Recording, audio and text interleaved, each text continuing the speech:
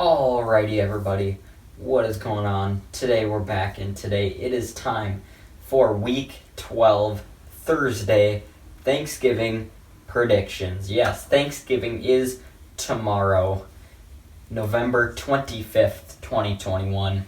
3 games, and that is what I'm here for right now. Again, this is only going to be for the 3 games going on Thanksgiving. If you want to see the regular video for the other 13 games in the week, 12 games in the week. If you want to see the video for the other 12 games, then you're just going to have to wait until Saturday night, because that is probably when my other video will be uploaded. I'll be filming it Saturday, featuring a special guest for the first time ever. Yes, Saturday, I'll be filming it with a special guest. Saturday night, it'll probably come out. But here we go. It is time for your Thursday NFL predictions. We've got an early game, a late game, and a prime time night game. But kicking it off, you already know what we do around here. We've got to start with the teams on the bye this week. I also have realized I've not pulled up the playoff seeding, so let's get that done. NFL playoff picture. I never do this. I always forget. Oh, why am I in light mode? Dark mode's the way to go.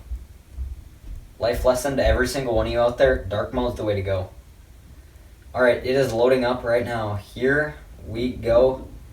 I as well will go to 538, and I want to figure this out.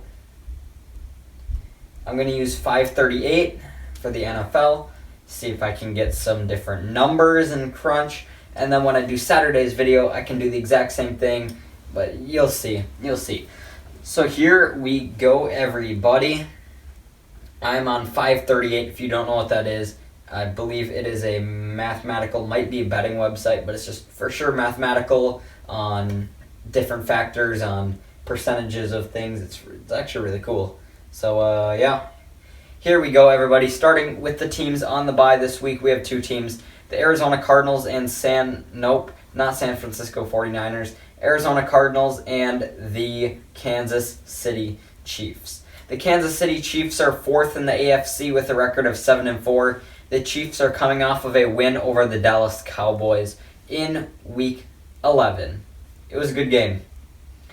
Chiefs are now 7-4. They obviously struggled at the beginning of the year. They are now beginning to pick it up, and they've been looking like a good team. I also did not address the fact that last week there was no video. There was no Thursday night video or no regular video.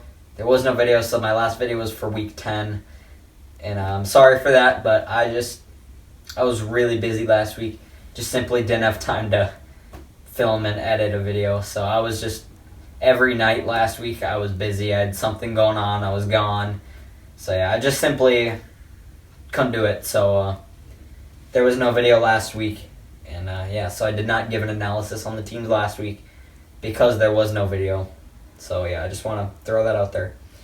The Kansas City Chiefs have been rolling lately. Last Sunday night, 2 weeks ago, they played against the Raiders on Sunday night, and their offense was on fire. Patrick Mahomes threw for, I believe, 400 yards and 5 touchdowns, and it really looks like the Chiefs' offense is beginning to get their stuff together again.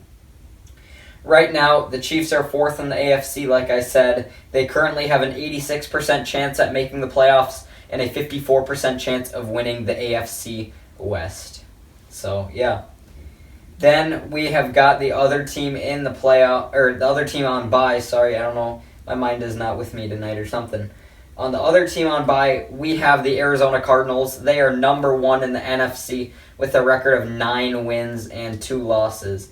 The Arizona Cardinals are coming off of a win over the Seattle Seahawks.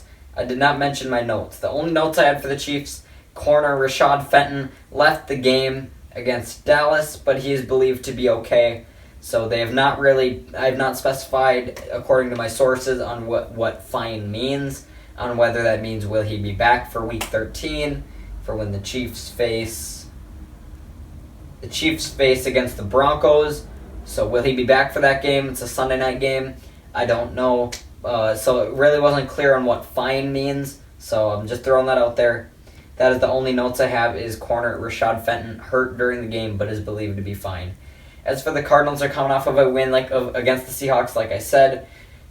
Kyler Murray missed his third game in a row, but Kyler and Nuke Hopkins are projected to be close to returning, and they will likely be returning in Week 13 against the Chicago Bears. So yeah, Nuke and Kyler have both been out for the past 3 games. No. Well, technically they've been out for the past 3 games, but they've been really hurt for the past 4.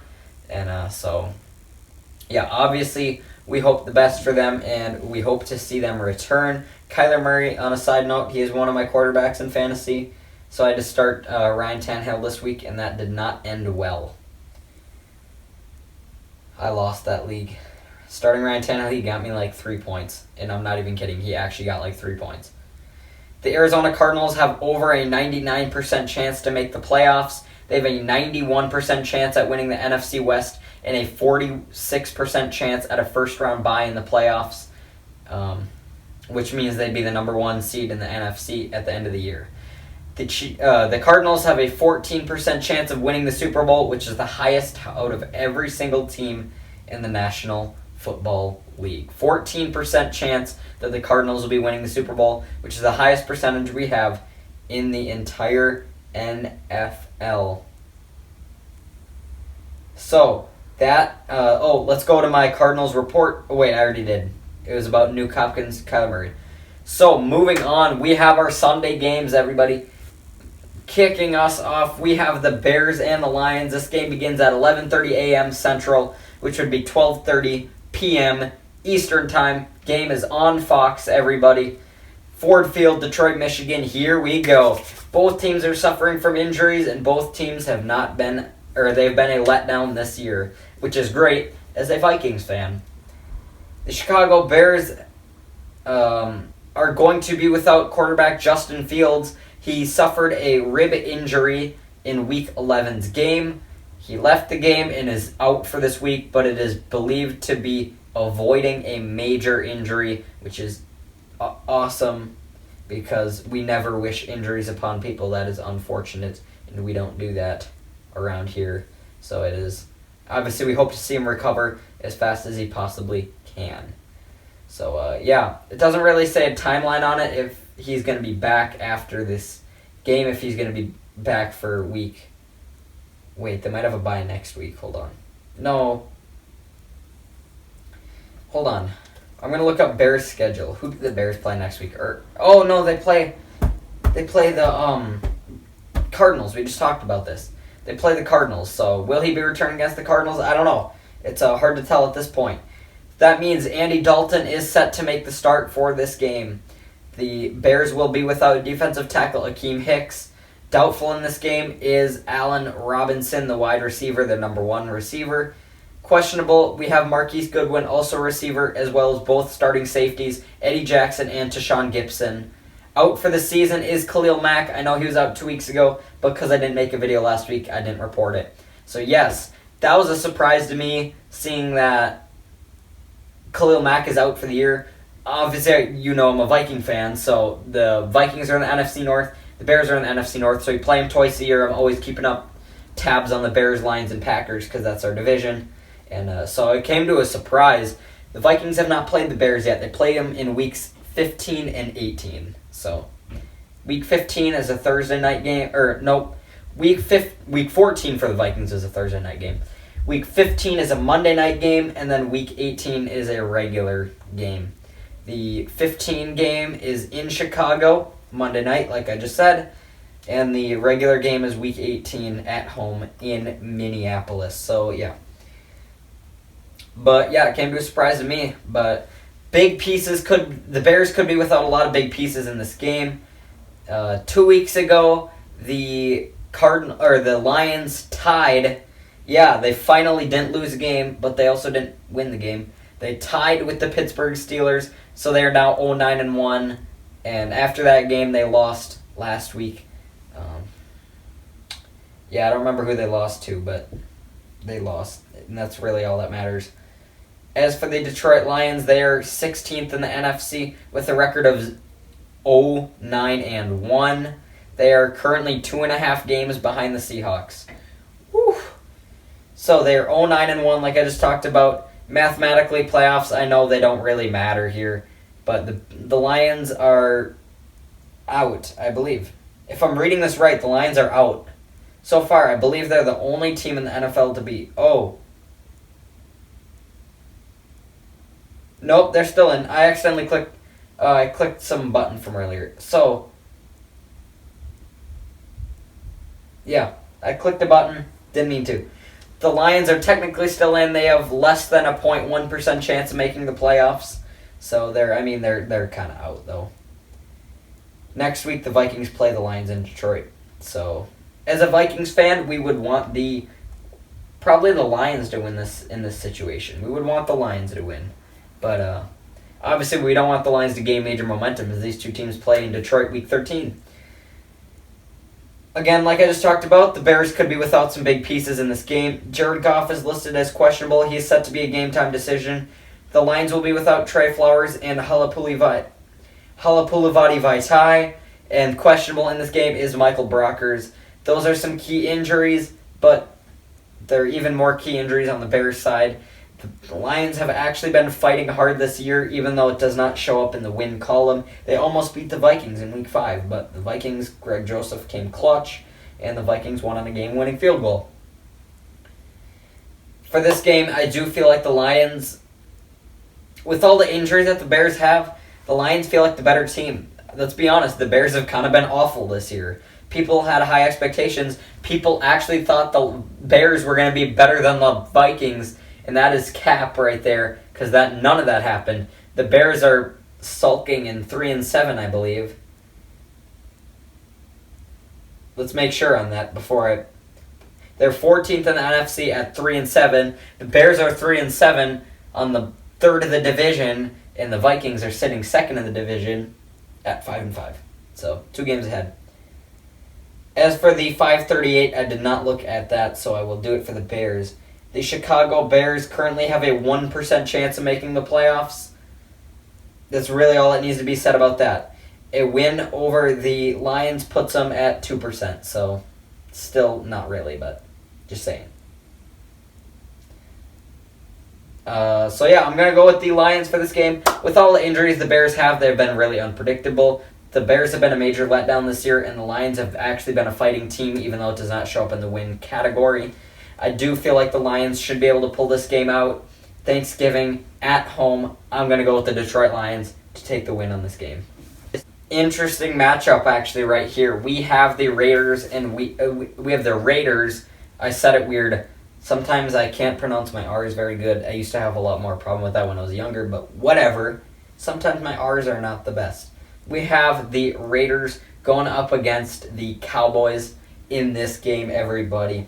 The Raiders have a game-time decision on the docket. Left guard John Simpson is listed as a game-time decision. The Cowboys will be with Ezekiel Elliott. He is set to play through his knee injury. In for this game is wide receiver CeeDee Lamb. He is set to clear concussion protocol and be back for the Cowboys. They will be without wide receiver Amari Cooper. He is on the COVID list. I believe I saw he tested positive. So that would put Amari Cooper out for this game. All right, let's check up on the standings, everybody. The Raiders are coming off of a loss to the Cincinnati Bengals. I don't have my script with me, so this is off just pure memory. They're coming off of a loss to the Cincinnati Bengals, which is what I said. So I remembered that. And then we've got the Cowboys who are coming off of a loss to the Kansas City Chiefs. The Raiders, I will make sure to emphasize it now, are 11th in the AFC with a record of 5-5. The Cowboys are currently sitting at 4th in the NFC with a record of 7-3, everybody. As of right now, the Raiders have a 9% chance of making the playoffs and only a 1% chance of winning their division, which is the AFC West. The Dallas Cowboys are sitting on a better hand. The Cowboys have a 90% chance of making the playoffs with a 77% chance of winning the NFC East. And yeah, that's really all I need to say about that. A win for the Cowboys would put them at 81% chance of winning the division. So, yeah. Overall, the Cowboys are just simply the better team. Even with Amari Cooper out, CeeDee Lamb is going to be back. Ezekiel Elliott is going to play. And there's really not much that needs to be said besides Dallas is overall the better team. Talent-wise, Dallas Cowboys, hate to say it, but I'm not even kidding. On a good day, the Cowboys, if the Cowboys can put everything together, they have the weapons and talent to be a Super Bowl winning team. Do the Raiders have that? No. And that's really all that need to be said. I'm going to go with the Cowboys over the Raiders in this matchup. The Cowboys just simply have the better overall team. It is a home game. It is Thanksgiving. And it is the Jim Nantz, Tony Romo, I believe at least. Game is at 3:30 p.m. Central, 4:30 Eastern on CBS. I'm going Cowboys. To close out today's video, we have got our Sunday night matchup. It is the Bills against the Saints. This game, everybody, will be broadcasted on NBC, 7:20 Central, 8:20 p.m. Eastern. Mike Tirico, I believe, will be on the call. By the way, I am happy. I found out the Vikings announcer this week is Kenny Albert, my favorite announcer on Fox, so I was really happy when I found that out. They haven't had him at all this year, so I'm sorry to bring you off track, but the Vikings have Kenny Albert. He's my favorite announcer on Fox. CBS has better announcers, though. Overall, CBS definitely has better announcers. But I watch more NFC games because I'm a Vikings fan. But it is facts. Kevin Harlan, Ian Eagle, Jim Nantz, Tony Romo, basically every single person on the CBS network is better than the Fox network, though. You can't even lie. So, for this game, it is the... Oh, also, the Vikings are wearing all whites, and I still despise them. I do not like all whites, so don't comment about it. Thank you. We've got the Bills and the Saints. The Buffalo Bills currently have a 74% chance of making the playoffs, 51% chance of winning the AFC East. And, yeah, that's what needs to be said about that. The Bills are coming off of they dropped a big game against the... who was it? They dropped a big game against the Colts last week. They imploded. The Bills are currently sitting at 7th in the AFC with a record of 6-4. They were overtaken in standings by the New England Patriots. Patriots are in a good game this week. I do not remember who it's against, but I do remember it's a good game. I'll talk about it on Saturday, so stay tuned for that, and then I actually will talk about it. And then I'll talk about the great Vikings at 49ers, and then I'll talk about Rams at Packers, and I'll talk about every other game. And yeah, the Buffalo Bills are, I just talked about them. The New Orleans Saints are 7th in the NFC. I always get NFC and AFC mixed up for unknown reasons during this part. The Saints are 7th in the NFC with a record of 5-5.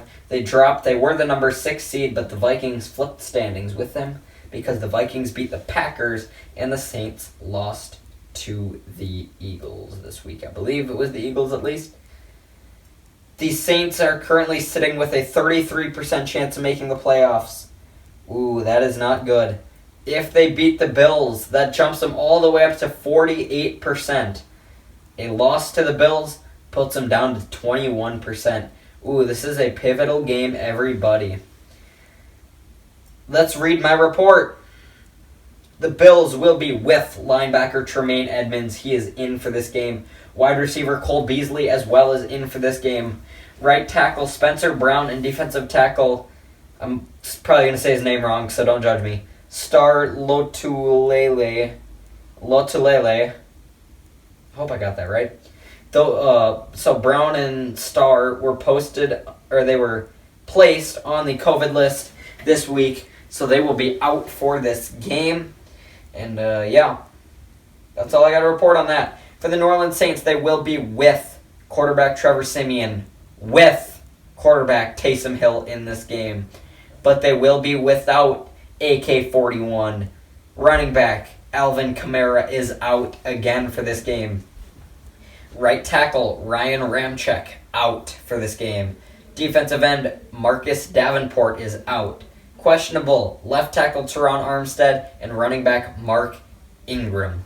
There you go. That is the report for this game. I do feel like the Bills absolutely went implosion mode this week, but I still do feel like they should be able to win this game without Kamara and possibly without their number 2 running back, Mark Ingram. And they're already without Jameis Winston. They do have some gaping holes. The Saints have been fakers recently. They started the year good, and now the Saints have been fading recently, which for the Vikings is a good thing. The Bills have been also fading a bit recently, but I still do think eventually they will get back on track, and I think this game will be the beginning of getting back on track. I like the Bills in this matchup. Injuries are a big problem, and just overall, the Saints have been struggling mightily recently. I do feel like the Bills are the better team in this matchup. I'm going to go with the Buffalo Bills, and that will do it for the video, everybody. You already heard me. I'm going Lions over the Bears. I'm going Cowboys over the Raiders. And now I'm going Bills over the Saints. That is going to do it for this video. That is your 3 games that are going on tomorrow. Stay tuned for Saturday for the rest of the games and my special guest host. But it will not be here. It'll be at a different set. So stay tuned for that video. Thank you guys so much for watching. Be sure to leave a like and share it if you enjoyed. Or comment below if you enjoyed. Share with all your friends. I don't know how I did it. I stole that outro, by the way. That outro I actually stole from Tanner Brungart, but I'm still going to use it because it's way easier for me to say. Thank you guys so much for watching. Be sure to leave a like and share with your friends if you enjoyed. Subscribe if you're new, and I'll see you in the next one. Like, comment, subscribe. Peace out. Have a good night. Peace out. Skol Vikings.